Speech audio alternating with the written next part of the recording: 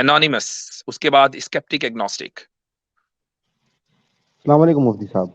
وعلیکم السلام جی بھائی۔ جی مفتی صاحب، میں مسلمان ہوں۔ میرا آپ سے ایک سوال ہے۔ آپ نے ایک ہندو بھائی سے بات کی تھی کچھ عرصہ پہلے، تو انہوں نے کہا تھا کہ آپ کعبۃ اللہ کی پوجا کیوں کرتے ہیں، تو آپ نے کہا تھا کہ صرف ڈائریکشن ہمارا مقصد ہے، حالانکہ کعبۃ اللہ کی پوجا کرنا ہمارا مقصد نہیں ہے۔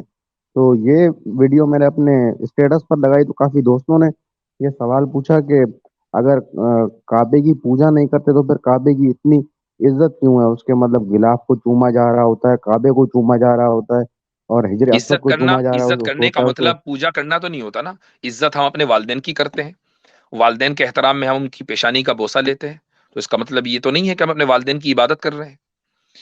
اللہ تعالیٰ کی طرف جو چیز منسوب ہو جاتی ہے وہ چیز قابل احترام ہوتی ہے، چونکہ اللہ تعالیٰ سے زیادہ عزت کسی کی نہیں ہے، اس سے زیادہ احترام کسی کا نہیں ہے، وہ عزت دینے والا بھی ہے اور سب سے زیادہ معزز بھی ہے۔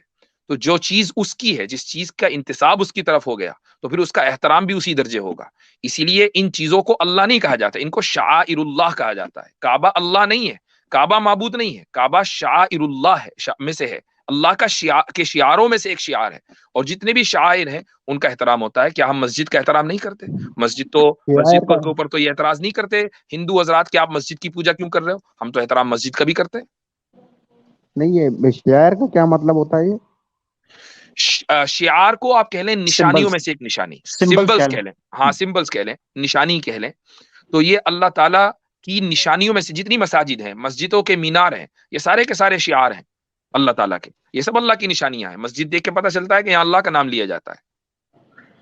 اچھا، یہ اصل اچھا، میں اور انونیمس بھائی، ہندو جو دوست ہیں ہمارے، ان کو اصل میں چونکہ توحید اور شرک کے کانسیپٹ کی اصول نہیں پتا، بیسکس نہیں پتا ہوتی، لہذا وہ اس چیز پہ اعتراض کرتے ہیں۔ مثال کے طور پر انہوں نے دیکھا کہ اگر کوئی لنگ کو چوم چاٹ رہا ہے، یا یونی کے اوپر دودھ ڈال کر اس کے اوپر بھنگڑے ڈال رہا ہے، یا گدھے کے جو ہے نا وہ، یا گائے کو جو ہے چوم چاٹ رہا ہے، تو ان کے ذہن میں یہ چیز آتی ہے کہ چونکہ ہم ان کی پوجا اور ان کو بھگوان اور دیوتا مانتے ہیں، لہذا مسلمان بھی اگر کسی کو چوم چاٹ رہا ہے یا کسی کو پیار احترام کر رہا ہے تو لہذا اس کا مطلب بھی پوجا ہوگی۔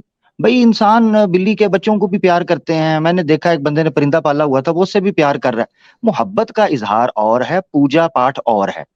جو چیز بڑی صحیح معنوں کے اندر اس کو درشا سکتی ہے یا اس کو ایکسپریس کر سکتی ہے، وہ ہے سجدہ۔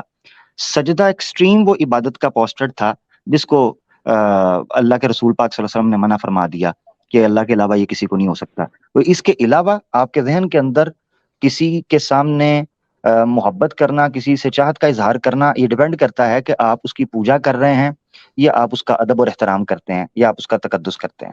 سمپل۔ اس میں فرق اس طرح بھی کیا جا سکتا ہے کہ جتنے بھی ہندو حضرات چیزوں کو چومتے چاٹتے ہیں، وہ نہ صرف یہ کہ ان چیزوں کا احترام کرتے ہیں بلکہ ان سے مانگتے بھی ہیں۔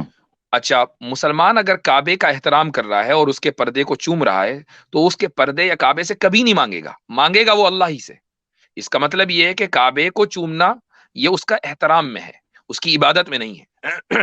ثناء اللہ امرتسری صاحب نے نا اس کا ایک بڑا پیارا جواب تفسیر سنائی کے اندر بھی لکھا ہے، کہ جہاں یہ اعتراض کیا جاتا ہے غیر مسلموں کی طرف سے پوجا، وہ کہتے ہیں مسلمانوں کی عبادت ہے نا، نماز صلاۃ جسے کہتے ہیں، پوری کی پوری پڑھ جو فکس اس کی کتاب ملتی ہے، ٹھیک ہے نا، جی جی، بکس اور PDF میں مل جائے گی، کسی ایک جگہ پر بھی نہ حجر اسود، نہ خانہ کعبہ کا پردہ، نہ نام ہی نہیں خود ان کا۔ خانہ کعبہ، ان کا نام ہی نہیں ہے، نمبر 1۔ نمبر 2، کسی جگہ پر بھی نہ ان کو پکارا گیا ہے نہ ان سے مانگا گیا ہے، جی تو ہاں، شرک کہاں سے ہوا؟